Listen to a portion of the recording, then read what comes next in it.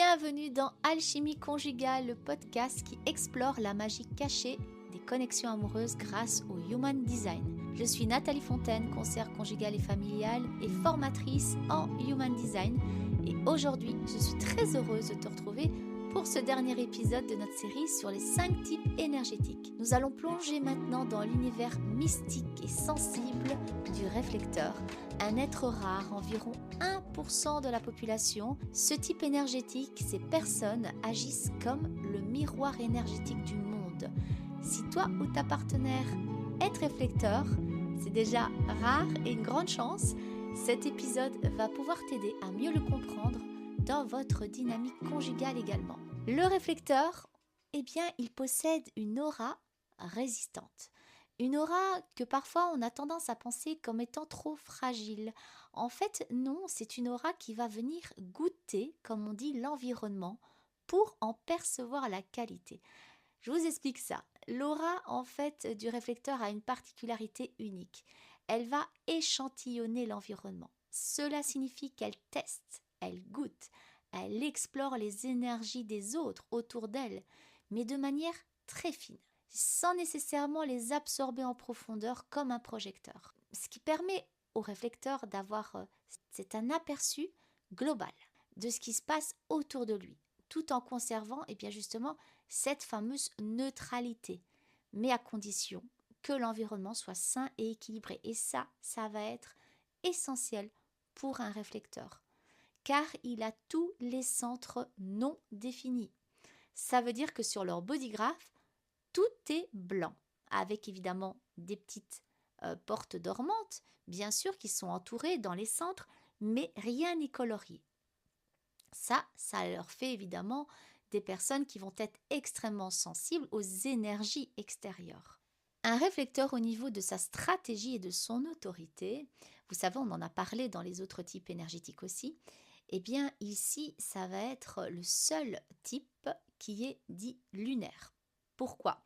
Parce qu'il va être influencé par le cycle de la Lune, donc les cycles lunaires de 28 jours plus ou moins, et il a besoin de ce temps pour prendre des décisions majeures. Alors attention, petite parenthèse, des décisions majeures, c'est des décisions d'engagement, à nouveau. C'est est-ce que je dois changer d'habitation, est-ce que je dois changer de pays, est-ce que je dois changer de partenaire, etc. Ce sont quand même des décisions à prendre qui prennent du temps déjà à la base, mais ici, les réflecteurs ont vraiment besoin d'attendre un cycle lunaire car ils vont passer par toutes les phases de la Lune et également par rapport au transit, par rapport aux personnes autour d'elle. Les réflecteurs sont des caméléons puisqu'ils s'activent avec les personnes aussi qui vont venir faire des ponts avec eux, avec une porte qui dort et qui va s'activer, avec un transit, avec un centre qui va s'activer. Donc ils peuvent très bien devenir émotionnels.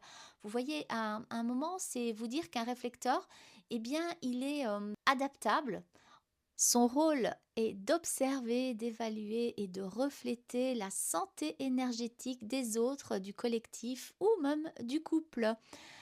Alors il a des grandes forces puisque sa sagesse, c'est vraiment ces centres qui sont non définis. Donc c'est une sagesse environnementale profonde, c'est cette capacité de lecture de l'autre. Comme je vous ai dit, il va aller goûter chez les autres, il va savoir si ça c'est pas mal ou au contraire non, ça c'est pas bon. Voilà les ambiances, oula, je le sens pas cette ambiance là. Il y a des personnes qui sont vraiment très sensibles. C'est l'atmosphère qui sera l'environnement qui, comme je vous l'ai déjà dit, très important pour eux. Ils ont une empathie naturelle aussi, une perception assez fine de ce qui ne se dit pas, puisqu'à nouveau, tout est ouvert. Donc, on a aussi des empathes au niveau émotionnel. Ils ont cette capacité à incarner à leurs différents rôles selon l'ambiance. Et ça, peut-être parenthèse aussi, pour les personnes en couple avec peut-être un réflecteur, c'est pas toujours simple non plus puisque vous avez un jour un projecteur, un jour un générateur, un jour un manifesteur. Bah oui, puisque le projecteur va s'adapter, va s'activer en fonction de l'environnement, en fonction des ponts, en fonction des transits. Donc si la gorge s'active avec le centre du sacral ou avec l'ego, avec un moteur, comme j'ai déjà dit, on est du coup un GM. Donc vous allez avoir votre réflecteur qui va tout d'un coup devenir une véritable pile, plein d'énergie. Et le lendemain ou quelques jours après, vous allez avoir quelqu'un qui va être beaucoup moins dans cette énergie, beaucoup plus projecteur peut-être, avec un rythme plus lent. Vous voyez, et ça, ce n'est qu'une petite parenthèse. Donc, si vous avez bien compris que le réflecteur est caméléon, et ça veut dire qu'il porte différentes casquettes. Mais sa capacité, c'est de goûter. Ça veut dire qu'il restera un réflecteur, il restera avec une stratégie d'attendre un cycle lunaire complet avant de prendre vraiment des décisions importantes. On ne parle pas ici pour aller au restaurant, bien sûr. Voilà, mais ça va lui permettre vraiment de évaluer toutes les influences autour de lui énergétiques, tout ce qu'il va ressentir, tout ce qu'il va observer, tout ce qu'il va percevoir. Au niveau des émotions signatures, souvenez-vous, je vous ai parlé des émotions signatures des autres types énergétiques. Ici, nous avons plutôt un thème d'épanouissement, de surprise, d'émerveillement face à la vie. Les réflecteurs sont des personnes qui s'émerveillent très vite. Ils ont besoin justement de cette surprise aussi.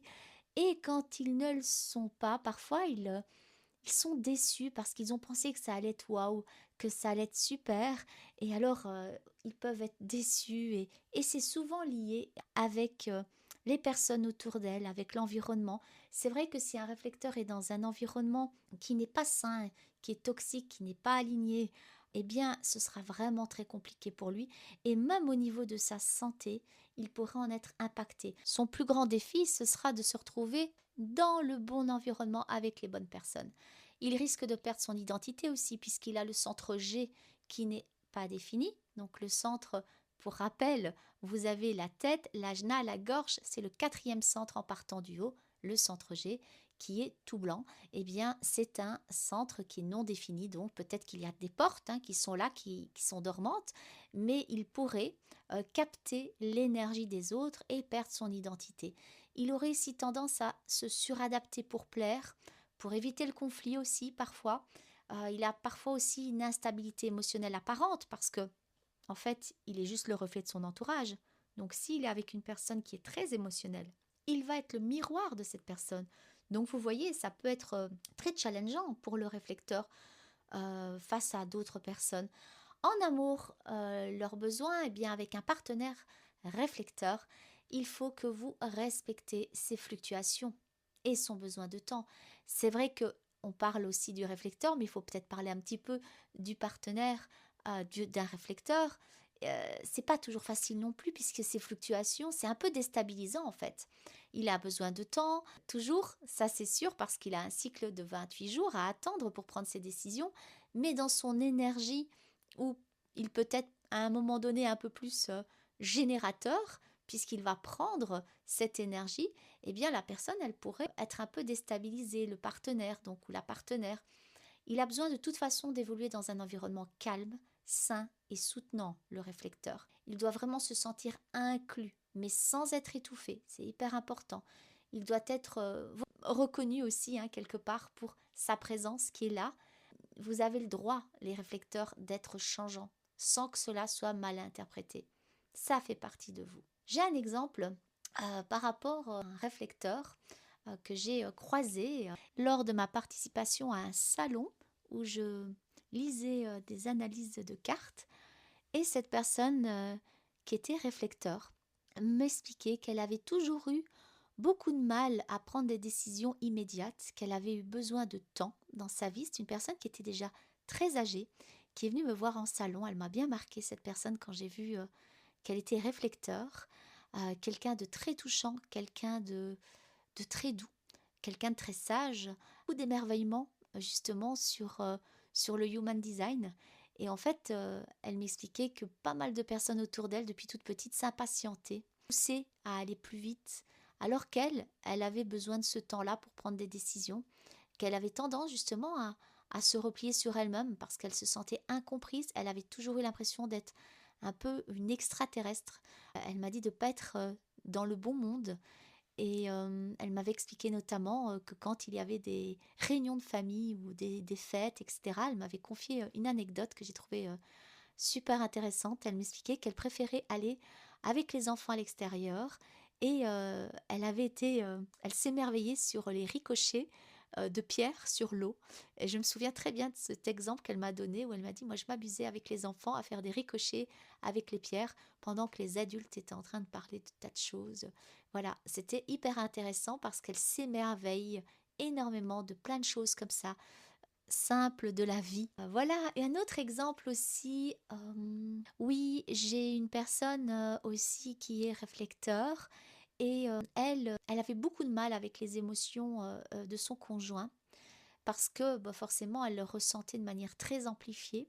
Elle a toujours pensé qu'il y avait quelque chose chez elle qui fonctionnait pas et qu'il y avait un truc bizarre chez elle. Et en fait, elle était au niveau des émotions complètement miroir de l'autre. Il n'y avait aucune porte même qui était activée, qui était dormante, plus tout le reste de son bodygraph, puisque c'est pas que le seul centre qui était non défini, hein. Si vous avez un centre non défini du plexus solaire, forcément, vous allez aussi vivre ce genre de choses. Mais là, c'était dans le couple où elle était complètement amplifiée par tous les centres de son conjoint parce qu'elle en avait aucun et son conjoint en avait 7 sur 9, ce qui était énorme pour elle. Et elle a compris beaucoup de choses et son conjoint aussi. Ils ont pu prendre du recul en fait, l'un et l'autre, et elle aussi de pouvoir se retirer, d'avoir son espace à elle, de pouvoir avoir ses petits rituels. Il y a des petits rituels aussi qu'on peut mettre en place avec les personnes réflecteurs. Voilà, donc c'est important, vous savez, les réflecteurs au niveau du bruit. Si vous avez un enfant réflecteur, imaginons que votre enfant vous dise que à la rentrée scolaire, elle n'aime pas l'école, elle n'aime pas sa classe, elle n'aime pas sa maîtresse. Alors vous allez dire, bah, je vais pas sauter tout de suite comme ça pour la changer d'école.